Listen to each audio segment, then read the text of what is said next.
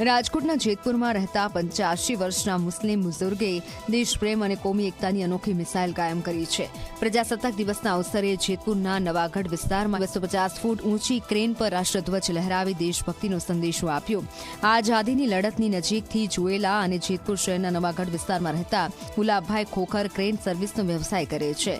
તેમણે 250 ફૂટ ઊંચી ક્રેન પર ખાસ ત્રિરંગો લહેરાવ્યો। આ પ્રસંગે ધારાસભ્ય જયેશ રાદડિયા પણ હાજર રહ્યા હતા। મુસ્લિમ સમાજ દ્વારા આજે 300 ફૂટની ઊંચાઈએ રાષ્ટ્રધ્વજને ફરકાવીને આજે એક અનેરું ઉદાહરણ આપ્યું છે। ફરીથી ગ્રુપનો હૃદયપૂર્વક આભાર વ્યક્ત કરું છું। અને આજે 77મો પ્રજાસત્તાક પર્વ અને સમગ્ર દેશની અંદર ભવ્ય રીતે ઉજવણી થઈ રહી છે। અત્યારે છેલ્લા 5-7 વર્ષથી ફરકાવી રહ્યા છીએ, બરાબર, અને હજી આગામી દિવસોમાં પણ અમને જેવી રીતના અમે કુશળતા મળશે એ રીતના અમે કરતા જઈશું। અત્યારે 250 ફૂટ જેટલો અમારો રાષ્ટ્રધ્વજ ઊંચો છે। અત્યારે આની પહેલાં જ્યારે હતો ત્યારે અમારે 150 ફૂટ, 175 ફૂટ ને 200 ફૂટ લાગી અમે ગયા વખતે અમારો કરેલો છે।